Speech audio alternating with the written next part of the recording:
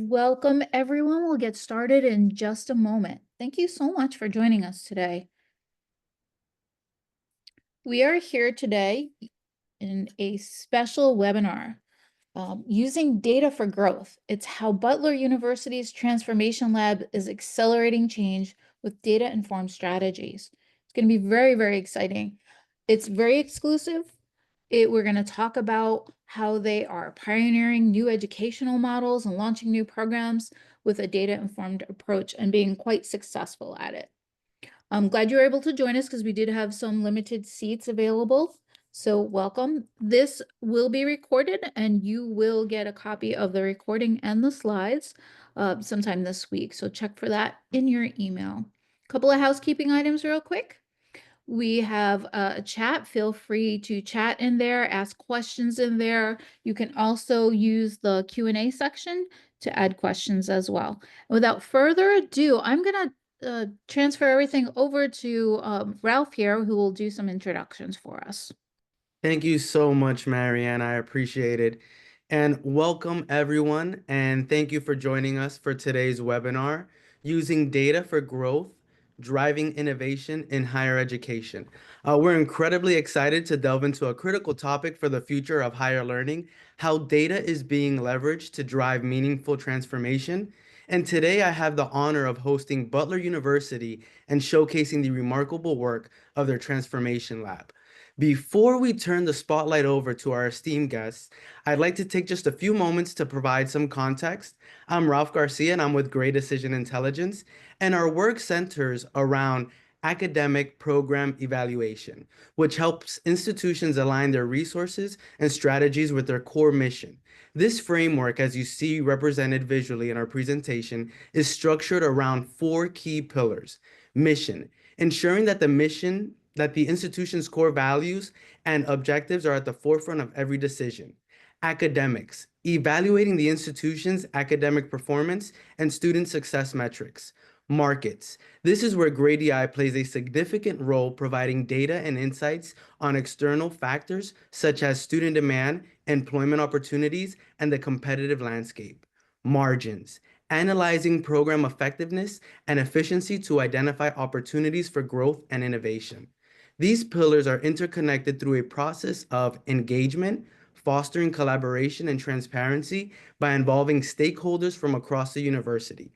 Informing, leveraging data to provide clear and actionable insights that guide decision-making. Evaluating, systematically evaluating programs and initiatives to measure their impact and effectiveness. Managing, recognizing that program evaluation is an ongoing process that requires continuous monitoring and adaptation. Ultimately, this framework enables institutions to make strategic investments that enhance student success. At Gray Decision Intelligence, we're dedicated to empowering higher education institutions with the data and tools they need to make informed strategic decisions. We believe that data democratization, making data accessible and understandable for everyone within an institution, is essential for fostering a culture of innovation and driving positive change. We've had the privilege of working alongside Butler University for the past 3 years, and we've been consistently impressed by their forward-thinking approach, particularly the groundbreaking work emerging from the Butler University Transformation Lab, which operates within their strategy and innovation department. From the moment we learned about the Transformation Lab and its mission to drive innovation in educational models, we were incredibly excited about the potential for collaboration and the impact they could have on the higher education landscape. It is truly an honor to collaborate with an institution of Butler University's caliber. Their commitment to excellence and innovation has been widely recognized. To highlight just a few of their achievements, for the seventh consecutive year, Butler University holds the #1 spot as the regional university in the Midwest, according to the 2025 U.S. News and World Report Best Colleges rankings. Furthermore, they've been ranked the #1 most innovative school in the Midwest for an impressive 10 consecutive years. These accolades speak volumes about Butler's dedication to pushing the boundaries of what's possible in higher education and their leadership in driving innovation. And that brings us to the heart of today's discussion, the data-informed strategies that are powering this innovation. We're privileged to have with us today two representatives from Butler University, Tracy Taylor and Callie Wright. Ladies and gentlemen, please join me in warmly welcoming Tracy and Callie. Thank you so much, Ralph, for that warm welcome. We're so excited to be here and to share our story here at Butler in hopes that we can collaborate with others across higher ed to continue to improve that landscape. So as Ralph and Mary had said before, we are going to be covering using data for growth. So how do you drive innovation in higher education? So we will specifically be talking through the following items. So we'll talk about Butler University's specific path to transformation, our approach to innovation and growth, the specific transformation lab processes, successes, some specific case studies for us to look at. And as always, we are open to questions from those that are attending today. As our Gray team has mentioned, there is a chat box. So if you have questions throughout, please make sure that you add them into the chat box. If they're relevant to what we're talking about, we'll address those at the time. Otherwise, there'll be time at the end for us to be able to ask and answer some of those questions. So we're excited to be here with you today. We do have one thing to get us started. We want to get to know the audience that is here with us so that we can make sure that we are adjusting our approach and incorporating different things that we think are relevant to you. So if you would, respond in the chat with your answer. What division or department do you work in? Is it academics, administration, admissions, business, enrollment, any of the above, or it could be an other? Lots of academics, strategy, love it. Perfect. Good to see a wide variety.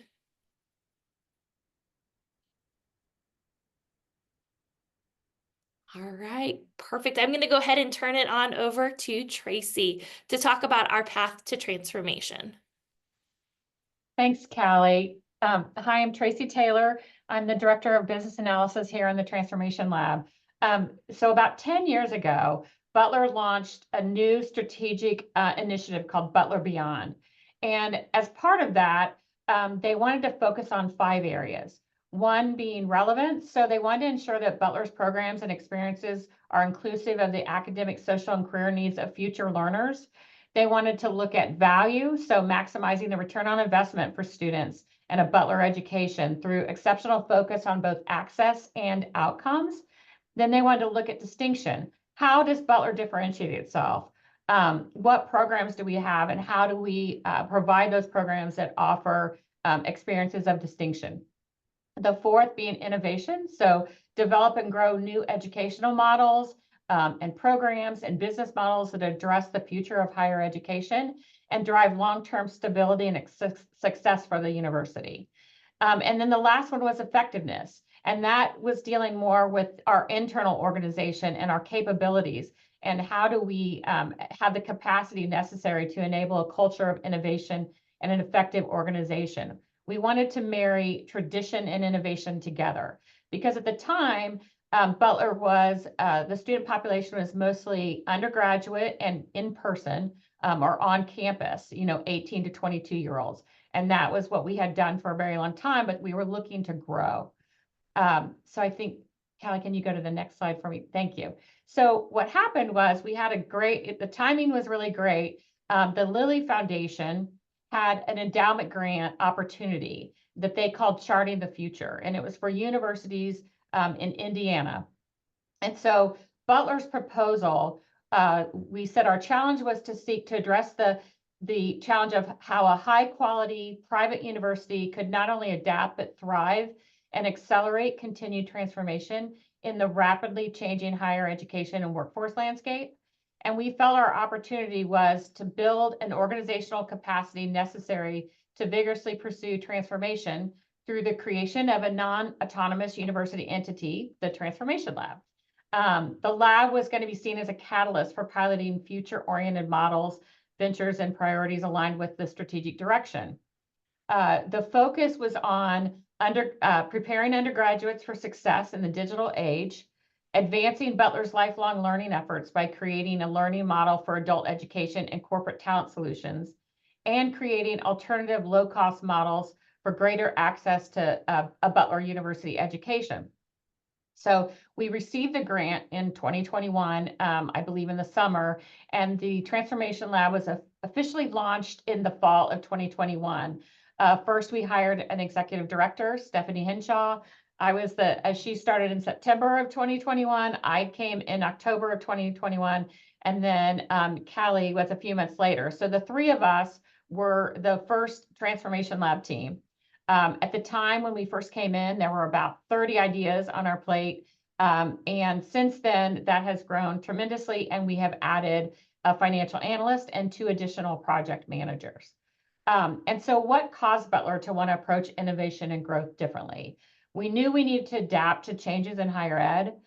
We wanted the opportunities to be a leader in the creation and transformation of new models and new programs. And we also thought that it would be necessary, an entity like the Transformation Lab would be necessary to support those ideas with potential transformational impact. We had found that in the university before the Transformation Lab, there were lots of great ideas that our faculty and our staff had, but there wasn't necessarily a good path for how do you move those ideas forward? Where could they get resources to help do that? They would end up in different colleges, maybe in different divisions, and it would take a long time to get things to move forward. So the idea was that the Transformation Lab could be this research and development unit that could help provide the resources. We could help provide market analysis, financial analysis, and project management to help move those things forward and help the owners of those ideas and those projects get their programs or their ideas approved.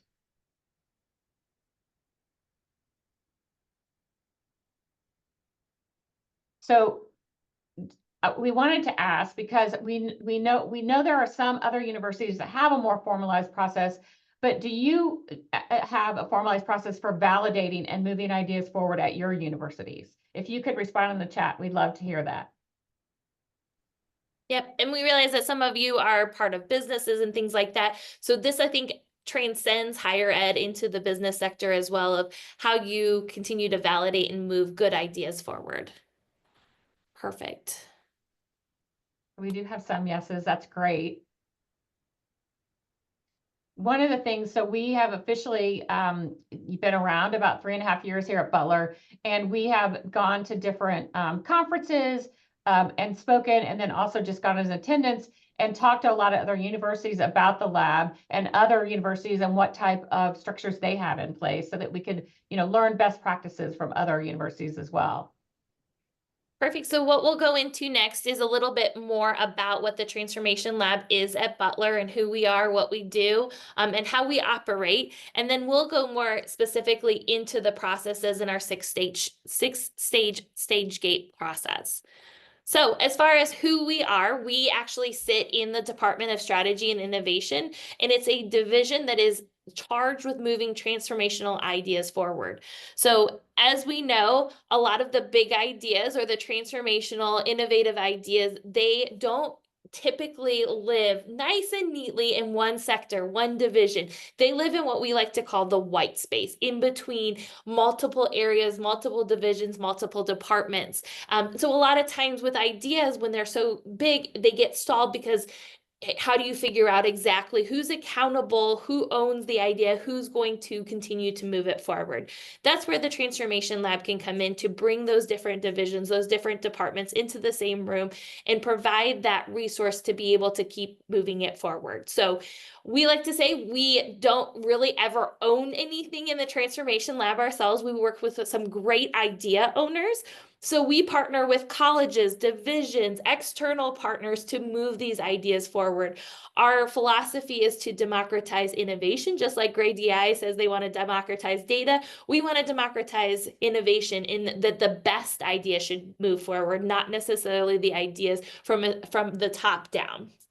So we really serve as an R&D hub for the university. We're very uniquely positioned. So over on the right-hand side here, you have the pink, which is our university structure, but we also have Butler Ventures that allows us to be a little bit more innovative on that side. We kind of live between those two worlds where we are flexible, we're nimble to be able to help with innovation and provide those resources, but we also are plugged in with the larger university.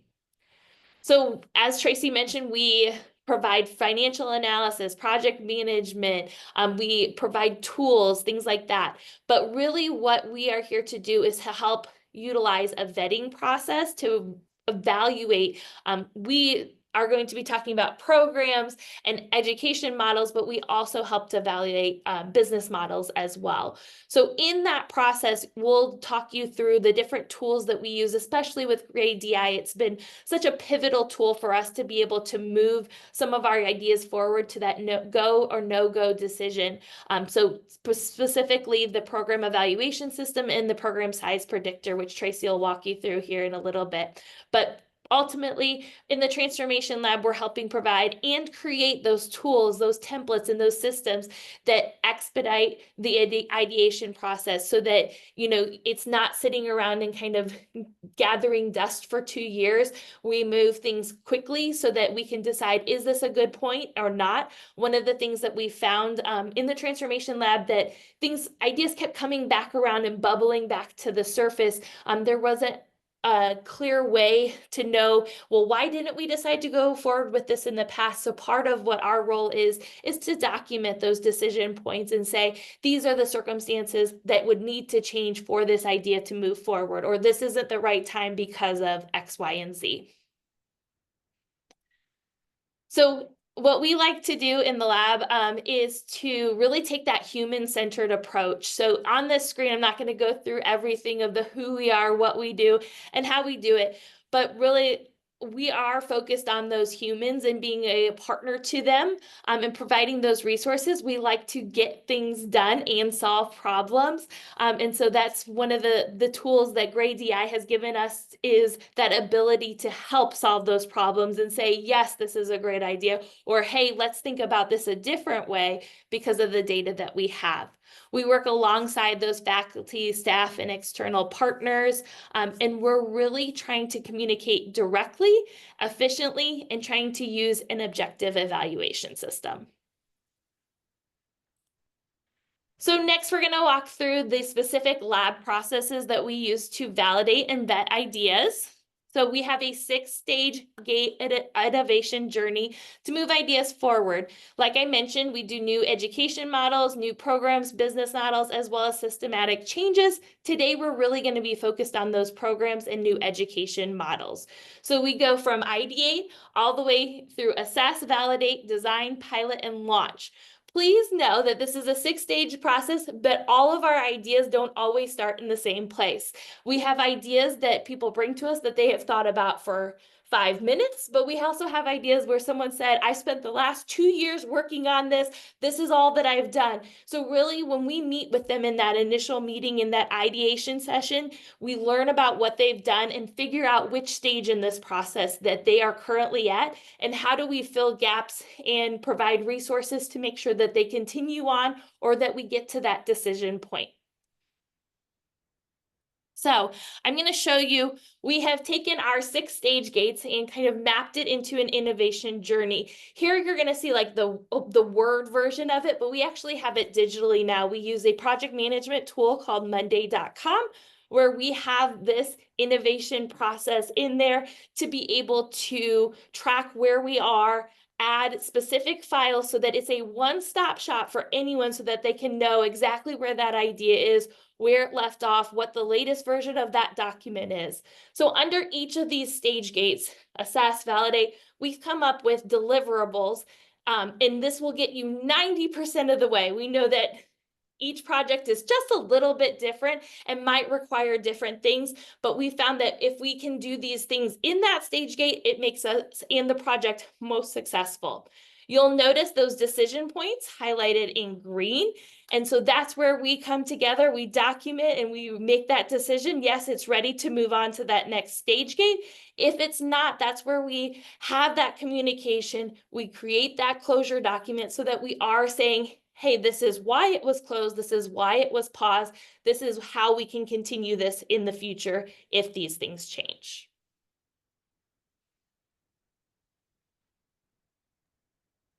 Thanks, Kelly. So like Kelly was saying, we, in each one of these areas, we probably use some form of data, with maybe the exception of ideate, which is typically where that idea comes in. We have our initial meeting, we talk about their idea, their why, for why they want to do it, or a problem that they want to solve, and what they have done to date. And we determine, is this a good fit? Is this something that, you know, is under the purview of the Transformation Lab?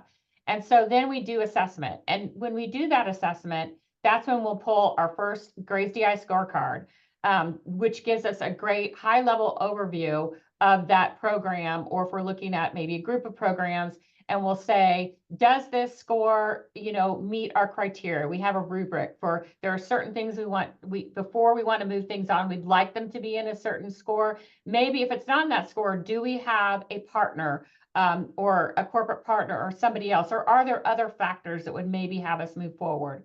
We look at a competitor list. We look at market trends. We look at what are the employment opportunities in our area and beyond. And what would the potential impact be on other programs? You know, would it cannibalize from other programs that we currently have? And then we determine if it meets the criteria in the rubric, we go on to validate. We look at things like the our program size predictor tool from Gray's that shows us, for Butler University, what do they project would be the enrollment at maturity for this program? The really cool thing about that tool is it takes, I think it's something like 30 to 50 different categories into their algorithm to say, what is the size of the college? Is it private? Is it a 4-year versus a 2-year? Where is it located? What are the other programs maybe in that university? And then it determines, it pops out this magic number for, we think this is where this program would be. What is also nice with that tool is it allows us to look at our current programs. Where does it predict that those programs should be? And is it something that we should look at maybe modifying or changing? Is this a growing market for this program or a shrinking market? And are we under overperforming? And I will tell you what we have found here at Butler is that they are very close. They have been very close on predicting what the size should be. We have a few programs that do overperform, which is great. And we have a couple that have underperformed, which has given us then that data to look at to say, why are we underperforming? Are there other factors? Let's look at it. So during the validation of a new program, we look at what they predict our enrollment will be at maturity. They've also helped us come up with multipliers. So if this is going to be how many students we have at maturity based on our retention and other programs, you know, how many students do we feel that would be starting the program? Also, in the time frame that it takes to grow to maturity, what do we think that the amount of students we would have in the program? They've helped us with those multipliers and figuring that out. So we use those enrollment projections then to feed our financial model for our enrollment.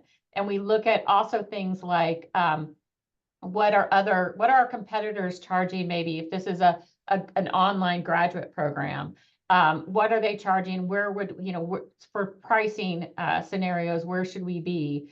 We put together a financial model at that point, the beginnings of one, using that data as well as other standard data that we have developed internally. And we have templates for those that we have we have a self-help area for our faculty and our staff to utilize when they're looking at these new things. And so then we get into more a deeper design. So where we're going to do in-depth competitor analysis. Here in Indianapolis, we have a lot of, I say a lot, we have several universities here. And so we really want to look at what are the people in our backyard, what programs are they offering that are similar? Or if they're the same, how will ours maybe be differentiated? What are we offering versus what they might be offering? We look at things like what's completion and enrollment growth for these programs. We might, again, indicate key differentiators between us and our competitors, and then we will finalize a financial model. At that point, if we believe this is something we want to continue to move forward with, we take that, that financial model and our presentation to our, it's the BRRC. So that's the Butler Resource and Recommendation Committee. It is made up of our executive members of the university. So, you know, our CFO, our Chief Strategy Officer, our Vice President of Enrollment, and based on, depending on what it is, maybe a few different individuals, but we take that to them and then they will either approve, yes, the university wants to invest money and resources into this program, or no, at this time, maybe we don't want to, or maybe they want us to look at different avenues, do some additional market research or design changes. But once a program is then approved by that committee, then we will go into launching that program. And when we launch that program, we typically keep it what we call in pilot status for around 3 years. And at that, during that time, we help create KPIs for what do we want to track for these programs to determine if it's being successful, or to determine maybe there are things we want to keep an eye on that we might want to modify at some point. So we look at our projected versus actuals for enrollments, for revenue, for our expenses. We will do program health checks on a regular basis to say, are we performing to where we thought it would perform? Do we need to make any modifications? What is the most current market analysis or market research on these? Has anything changed since we did this research? Because typically we have found it takes about 2 years for us to launch new programs, from the time where it comes in as an idea to the time that we can actually launch for students. And so then once it's launched, the colleges that these programs are in, they take ownership of these. They no longer are part of the lab's monitoring, but we do give them templates and tracking things to track in order to continue monitoring those new programs. And I will say it looks nice and neat right here on the side, laying it out like ideate, assess, validate, design, pilot, launch. But we all know that in innovation, it's an iterative process. So that design, I'm going to go back to our stage gate process real quickly. We have, it looks like DNA, but it's just because you loop back as you learn more things, or as you have data inform what you're doing, you're kind of in that iterative process where you're in between stage gates, or kind of going back and forth between stage gates. So this is an example of the Gray's DI program scorecard. So our executive director, Stephanie, had utilized Gray's before coming to Butler University. And she recommended that we switch to this tool, which we love, because this scorecard tells you so much in one sheet. And so as we were saying, when we first get something, we're in the assess stage for a program, we will pull the scorecard, and obviously we love for it to come out green. Green is good, right? And so this example is business and analytics. And so you can see in the far right-hand corner where it says percentile 99, that's telling us this is in the top 1% of programs. And this was pulled at a national level. You see where it says market national. We typically will look at things for Indiana, for nationally, and then we might also look at it regionally for like a 5 or 6 state area. We have found for our in-person undergraduate programs that our students primarily come from about a 90-mile range. So that's why we'll look more at Indiana there. But for our online programs, we're seeing students from, primarily from about a 5-state area. Although we do get some from far away, which is great. But we pull these scorecards to see for those areas. What is the student demand? What is the employment for whatever particular program this is? And then what is the competitive intensity? How many competitors are out there? And how many completions are they having? And then we also look at degree fit. So let's say somebody was proposing this was at the master's level. And you might see over in the completion by level that most people that have this degree only have a bachelor's and are out in the, in the employment world there. Sometimes we'll find where master's level is really high, so we know that this is one, if we're looking at a master's level program, that is good to pursue. So we look at that, and then we can also drill down into each of these areas. So if we need more information, and as we go farther into our validate, that's when we will do that. We'll look at the competitor list. We'll look at what particular employment opportunities, what's the crosswalk between this program and what types of jobs individuals are getting. What are the salary, average salary ranges and all those types of things. So we'll look at that to put together our market analysis document that we will then use when and if it gets presented for approval as a new program. And then this is an example of the program size predictor. And as you can see, it says Butler University because I ran this. So for Butler, when we look at master's programs, this is a subset of programs and what range they think that we would have for annual completions if we launch these new programs.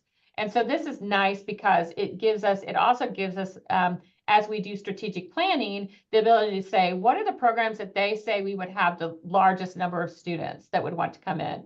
And so we are currently in a process where we're looking at our strategic direction and coming up with a new strategic plan. So we've utilized this a lot to say, where do they think Butler University would have a niche, right? The programs that we would do the best with.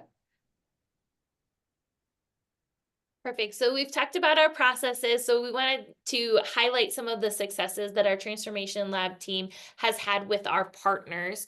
So we're going to talk about, there are really 3 buckets that we'll say that these fall into. So we have a founding mission model. So that kind of goes back to what Tracy was talking about in the beginning, our Butler Beyond strategy. We had our president, Jim Danko, had put out a moonshot of having a $10,000 affordable degree. And so one of the things that we worked on here in the lab was that founding mission model, which then became Founders College. That's one of the case studies that we'll highlight here in just a second. The second bucket is traditional undergraduate programs. So the BS in kinesiology, BS in nursing, BS in supply chain. We are going to highlight the BS in kinesiology here today as well. And then the last bucket is that continuing and professional education programs such as our early childhood educator certificate, our online degree completion, which is a BS in organizational leadership, our online master's in mental health counseling, our online master's in school counseling, and then our online master's in sports management. Now, there are others that we can't share quite yet. We're not ready to publicize those yet, but we have been working hard behind the scenes to get those up and running. So with that, we'll head into 2 of our case studies. And the first case study that we're going to look at is our Founders College. So this is one that is really near and dear to the Transformation Lab's heart.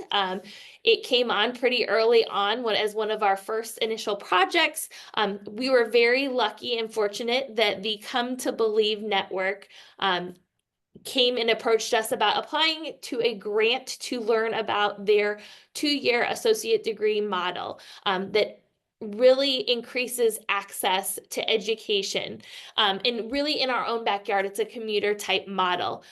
For that year grant period where we were learning about the Come to Believe model, we were utilizing data to decide, is this the right fit for Butler? So over on the right-hand side, the Come to Believe model really has proven results that over 50% of Come to Believe students graduate on time.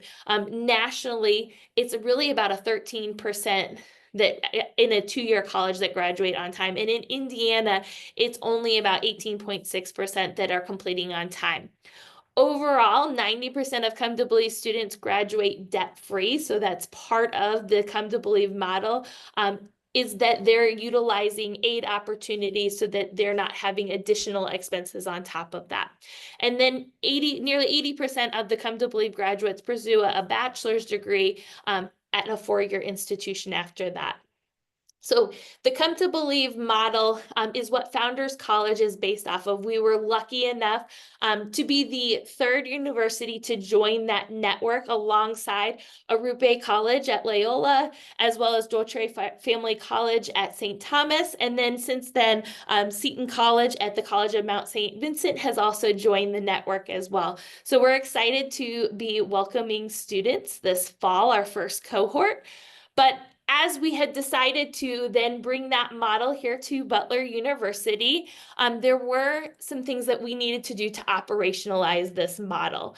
It's really a high touch, high support model for these commuter students. But what we wanted to make sure that we were doing with our associate degree programs was allowing them at the end of those 2 years to either enter the workforce and have credentials that would allow them to have gainful employment, but also if they wanted to go on into the 4-year degree, they would have those direct and clear pathways into degree programs. So as you'll see the programs listed on the left-hand side.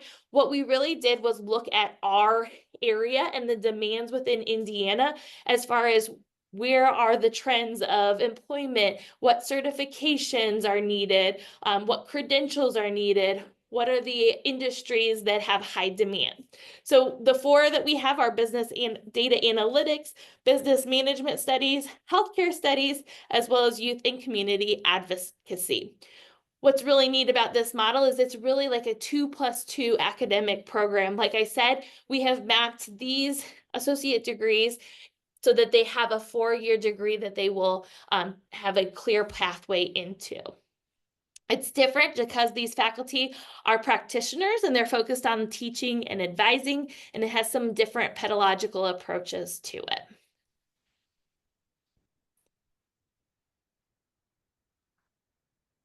Thanks, Callie. And so another case study was our Bachelor's of Science undergraduate degree in kinesiology.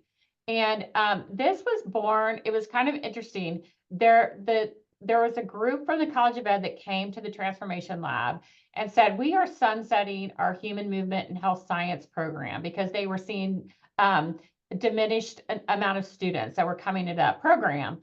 But at the same time, they had started a minor in coaching, sports coaching, and they were seeing growth in that. And they wanted us to help them look at what are programs out there that could potentially either replace this or we could move into that align more with the workforce and the students' desires or outcomes.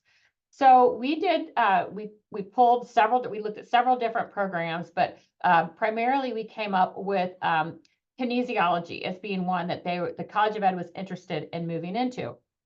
And so the things that we looked at was, well, first of all, we had seen a webinar where Grace had said that in the top 10 largest programs, this was in the spring of 2022, by the way, that we were looking into this.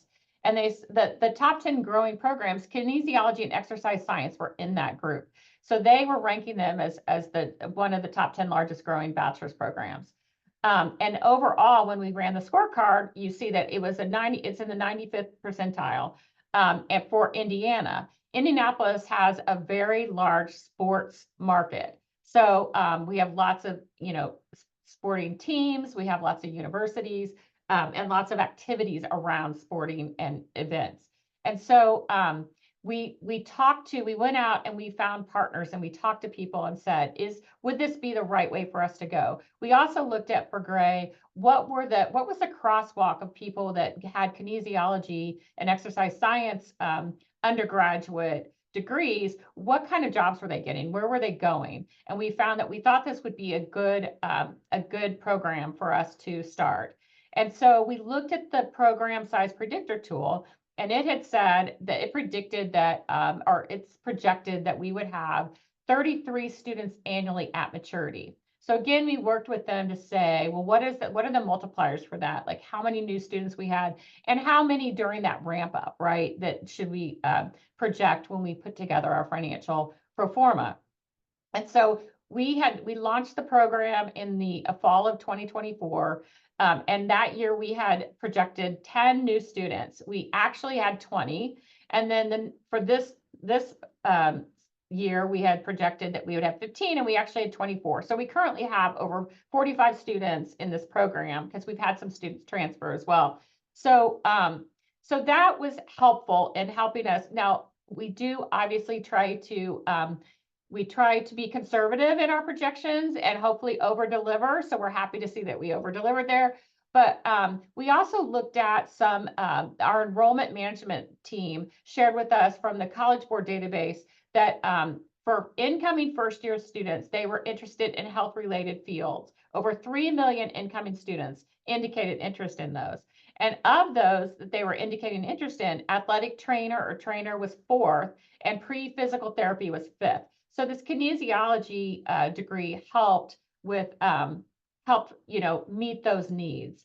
And so we've seen great success. Our College of Education was really pleased with the ability to be able to look at different programs where they could utilize the resources that they already had, utilize the interest that they had in this sports minor that they saw as a growing field. And also it gave us the opportunity to go out and talk to other corporate partners in our area to say, to help us, like, would there be internship opportunities?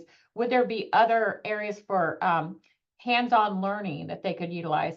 The last thing I will say about kinesiology is we had to invest into a lab, which was a pretty good investment, a pretty sizable investment. But what we have found is we are now seeing where it's given us opportunities to work with other corporate partners where they want to utilize our space and come and utilize different non-credit opportunities in that space that we can provide. So it's actually given us growth in other areas as well. Perfect. So as we start to look toward the future, Tracy started this presentation talking about the very generous grant that we had from the Lilly Foundation to begin the Transformation Lab. So that grant lasted for 3 years. So just kind of some data points to look at as far as innovation goes. The grant had said, hey, we want you to have at least 3 to 4 approved ideas per year. As you can see, we exceeded that. So instead of having 12 ideas approved, we had over 30 programs approved. That doesn't even include the business models in that number as well. As far as engagement, we were thinking, like, making sure that we're engaging at least 50 partners in the innovation process. As you can see, we well exceeded that with over 600 engagements with faculty, staff, and our partners. And just in the Come to Believe project alone, there was over 150 faculty and staff that invested their time to operationalize that model in a year working in work groups to make sure that that was a success. So if you look at the bottom, Tracy mentioned about approximately 2 years to launch a program. You can see our average time for a brand new education model, meaning a education model we don't currently have. So the on-ground undergraduate is a model we already have. It would be something else, such as Founders College, which is an associate degree model we did not previously have. So that's about 3 years. And then when we look at non-credit programs, it's about 6 months, knowing that it can be different depending on the program, the model, things like that, but that's just about an average. Yes, and the other thing I wanted to point out, Callie did mention that we have the Monday.com project management system, but we also have dashboards where we have made it very transparent to our faculty and our staff across campus, where they can look at what are the programs and the projects that are being worked on. They can see them at the high level. They can also, at that point, opt in and indicate, I'm interested in working on this, or I'm interested in knowing more about this. And it also tracks things like, our student enrollments and our revenue, so that it's transparent to people around campus, what we're working on, where they are in the 6-stage gate process, and if they are in pilot or launched, how those programs are doing. So that, again, it's transparent. So that way too, like Callie was saying, it's not, you understand why maybe you have a pet project, somebody might have a pet project, and they can see if that didn't get moved forward, what's the reasoning behind some of these things? And then what are things that are moving forward? And so like Callie said, our grant did end, and we really wanted the Transformation Lab to stay around here at Butler. So we had to, it was a challenge over those 3 years to prove that we were making a difference in the university. And what we have seen in our impact metrics are that by the end of 2027, we will be generating over $21 million annually in gross revenue, in addition to what they were. This year, we're finishing up our fiscal year. It is a little over $17 million in increased gross revenue. And we've also already increased net new students by over 3,300. So for a school the size of Butler, which is typically our undergrad in person is, between $5,000 and $6,000. Sorry, undergrad and graduate, around 5,000 to 6,000 students. 3,300 new students is a pretty good chunk of increased number of net new students. We're currently working on assessing the program health of the programs that have come through the lab by reviewing the KPIs that we've established, including getting updated market research, pulling those scorecards. Where are these programs now? If it's 3, 2, 1 years later, what do the program size predictors say?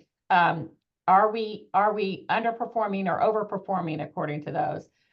We're looking at refining our strategic direction. So we're currently looking at specifically at our academic program portfolio. And what are the growth opportunities for Butler? Where can we differentiate ourselves? Where are areas that we're finding we're doing really well in, right? And then prioritizing projects based on this refined strategic direction. Because also, as we have, as the Transformation Lab has been stood up and has grown, we receive a lot more ideas, right? So we started out, I think I said, with like 35 or 36 ideas when we started the Transformation Lab. And as Kelly said, we've gotten 30 across the goal line, but we have a lot more in our hopper, right, of projects to look at. So this is helping us prioritize which projects should we also be looking at first. Right. And I think what's nice is that when we do bring ideas for approval, they know that it's something that we believe will truly be successful and will be impactful for the university. So as much as we want ideas to succeed, it's not feasible for all ideas to get to that point of launch. But having things in place where you can have those transparent conversations, I think that people are genuinely thankful for someone saying, yes, this is why, or no, this is why, or how can you redirect your energy, your efforts to be the most impactful. So we thank you so much for your time today, and we want to make sure that we have some time to be able to answer any questions that you may have about Butler and its innovation journey, the Transformation Lab, our processes. So please, if you have questions, please put them in the chat. I'm going to put up our other slide on here where you can reach out to Tracy, Ralph, and I. You can scan the QR codes to connect with us on LinkedIn. Our emails are on there as well, or if you'd like to learn more about the Transformation Lab, we have the website down there at the bottom. So if you have questions, please pop them in the chat for us, and we thank you so much for spending time with us today. Thank you both. Kelly, we do have a question. Are there any faculty or staff incentives for bringing ideas to the Transformation Lab? As far as like specifically recognition, no, but we do have our own way of recognizing our innovators within the lab. So I'll pull this up. When they bring ideas, they get their sticker of their innovator at work. When they do have an idea approved, we have shirts that they're able to wear as well. The other thing is, depending on the type of model, if it is a business model, there can be some financial component to there if there's some consulting or things like that involved. But Tracy, do you want to hop in with other? I was going to say, we also do, the lab does have funding, pilot seed funding and other funding for stipends for faculty. So we'll have like summer work groups. They might have, if it is work above and beyond, maybe, sometimes our faculty will get a release to work on a project. But we do have some financial incentives for those things as well. And then typically when with faculty bring them forward, they're a lot of times in their area, right? So a lot of times if things get approved, then they might play some role in that new program.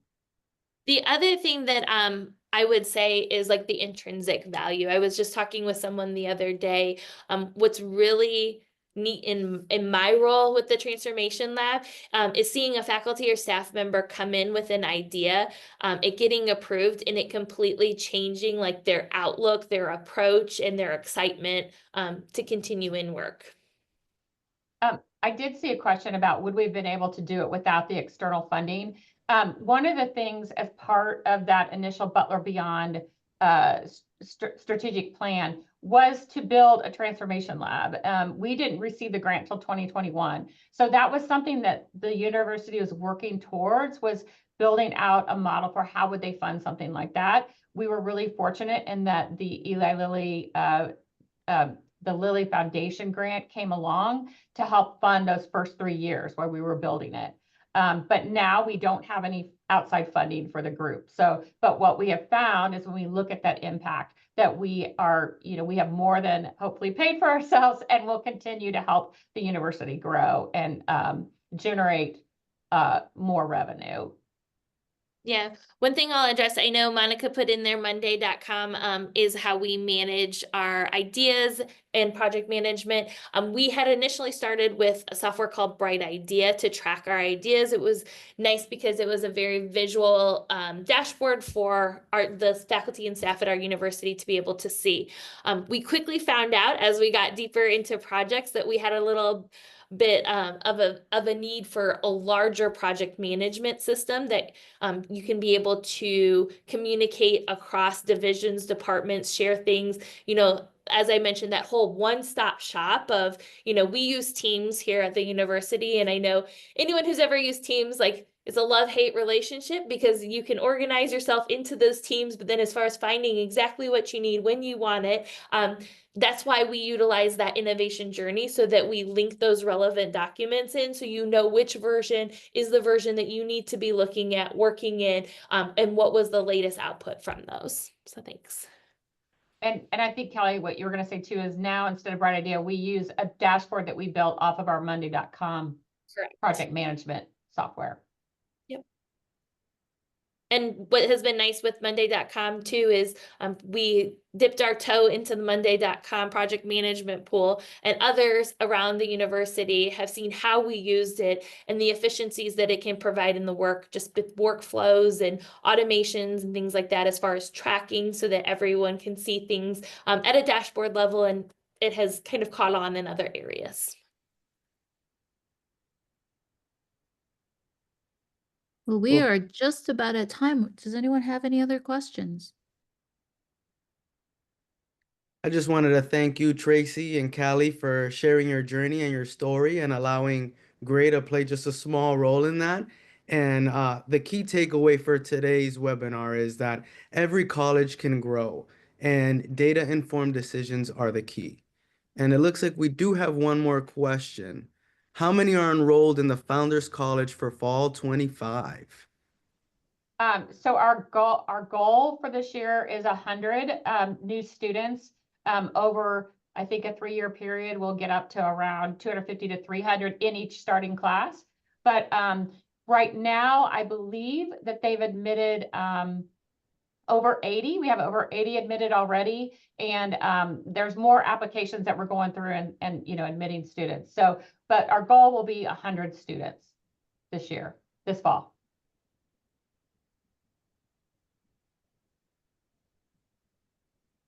Any other questions?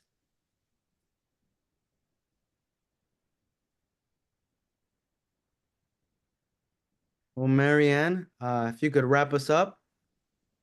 Yeah, absolutely. If you do have any other questions, you can see on your screen, there are different ways to get a hold of us. You can also use info@graydI.us, and that is our general information line, and we'll be happy to get those questions to the appropriate person. Thank you so much for joining us, and hopefully we will see you again. Take care. Thanks.